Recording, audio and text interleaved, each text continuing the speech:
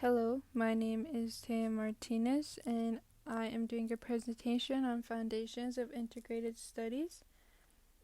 So for the first slide, we have the agenda, which is Introduction, Required Books, Module 1 through 3, Module 4 through 6, and Module 7, with the final slide being Final Tips and Takeaways.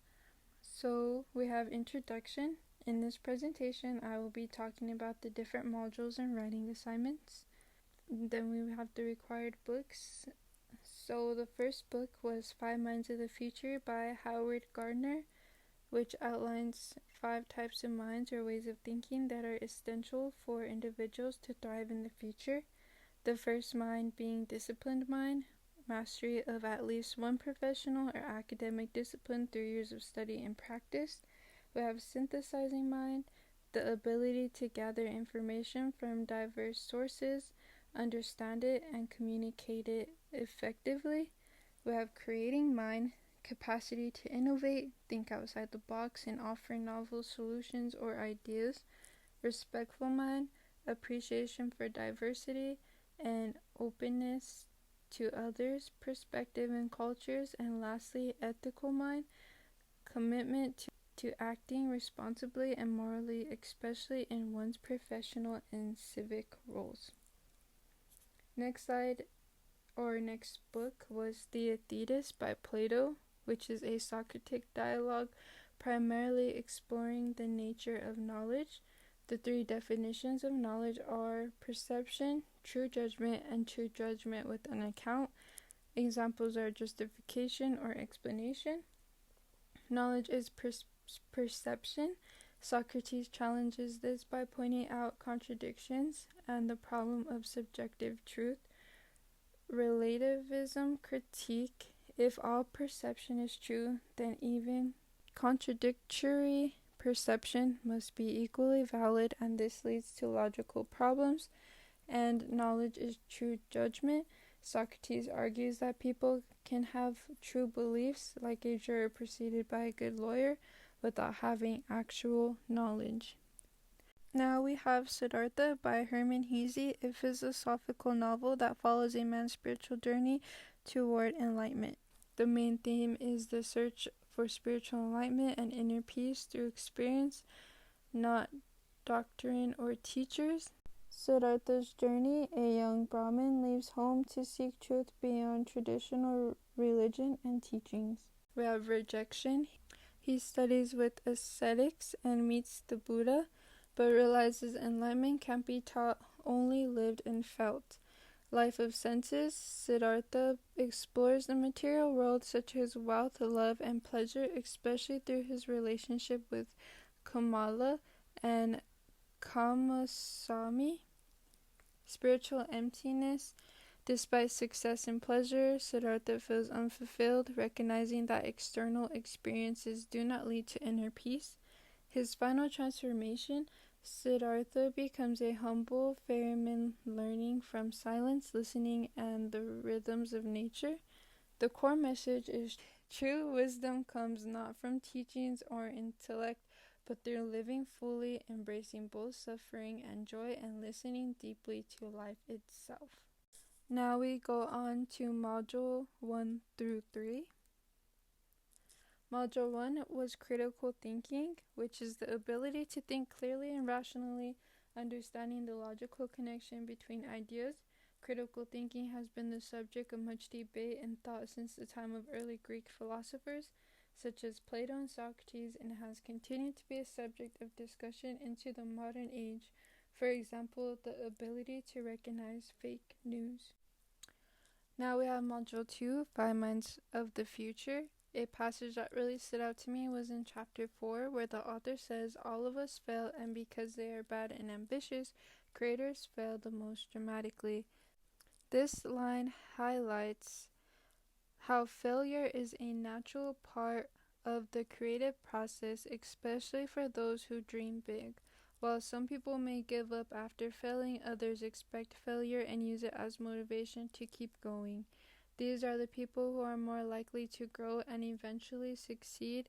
They're not afraid to try different approaches, even if it means failing again, because their goal is to make a real change.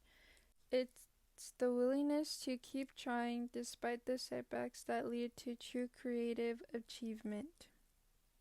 Now we have Module 3, which is Theaetetus. A part that stood out to me was when Socrates compares himself to a midwife.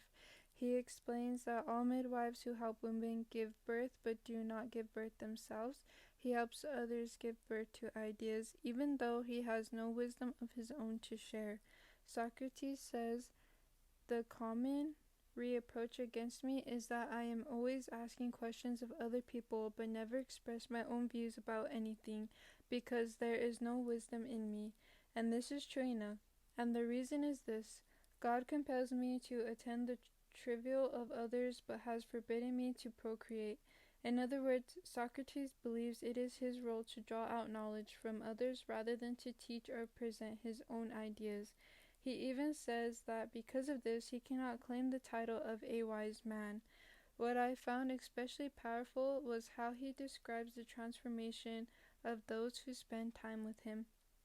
He says, at first, some of them may give the impression of being ignorant and stupid, but as time goes on and our associations continues, all whom God permits are seen to make progress, a progress which is amazing to both other people and to themselves. Now we have Module 4 through 6. Module 4 was confirmation bias, which is the tendency to favor information that confirms one existing beliefs or assumptions while ignoring or discontinuing information that contradicts them. Socrates points out that while everyone has their own opinions, people still believe that some individuals are more knowledgeable in certain areas. This challenges Protagoras' idea that all opinions are equally valid, because in real life we trust experts and seek advice, proving we don't treat all views the same. Module 5. Thinking versus knowledge. Thinking helps us gain knowledge, like when you study or solve problems. Knowledge guides your thinking, like using what you know to make decisions or analyzing something. We must make it clear that it is impossible to think that a thing you know because you possess the record of it in your soul, but which you know you are not perceiving, is another thing which you know you have its imprint to, but are not perceiving. That a thing you know is something you do not know and do not have the seal of. That a thing you don't know is a thing you know. Socrates is pointing out how he often confuses knowledge, memory, and perception. Just because we're not actively thinking about something doesn't mean we don't know it. And at the same time, we can't claim to know something we've never learned or remembered. He empathizes that knowledge must be consistent. You either know something and have its imprint in your soul, or you don't. Module 6, Siddhartha. Siddhartha follows the spiritual journey of a young man named Siddhartha in ancient India as he searches for true enlightenment. He starts off as a respected Brahmin's son, but feels unfulfilled, so he leaves home with his best friend Govinda to find deeper meaning. They try out a life of self-denial with ascetics, then meet the Buddha. Govinda becomes a follower, but Siddhartha chooses his own path. He explores the material world, falling for a courtesan named Camilla and getting rich with the merchant, but eventually becomes disillusioned.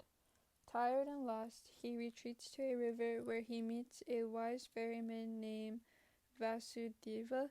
Through simple living and listening deeply to the river, Siddhartha finally finds peace and understanding. The story explores themes like self-discovery, the balance between spiritual and worldly life, and the idea that true wisdom can't be taught, it has to be experienced. Module 7.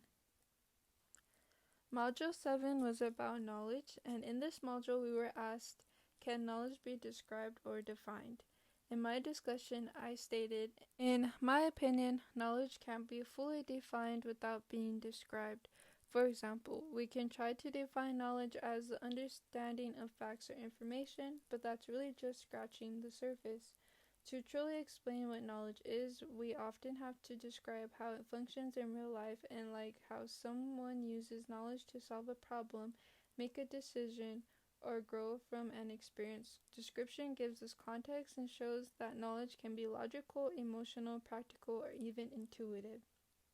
So, while a basic definition is useful, it doesn't mean much without examples or deeper explanation. Socrates once said that knowledge is to be found not in the experiences but in the process of reasoning about them. It is here, seemingly not in the experience, that it is possible to grasp being the truth. This quote really makes me think. It's basically saying that experiences alone aren't enough to give us knowledge. It's how we process and reflect on these experiences that really matter. Just going through something doesn't mean we understand it. Real knowledge comes when we take the time to reason, ask questions, and find meaning in what we've gone through. I think this idea is especially important when we face challenges.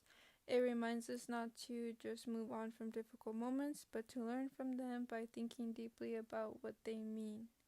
And lastly, we have final tip and takeaways.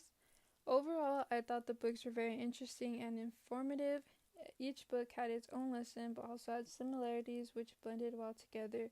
Socrates was the most challenging out of the three books, had it took a lot of thinking and rereading to understand. Although that was a challenge, I am glad that I could have a deeper understanding and learn new lessons and perspectives. That is all for my presentation. Thank you so much for listening.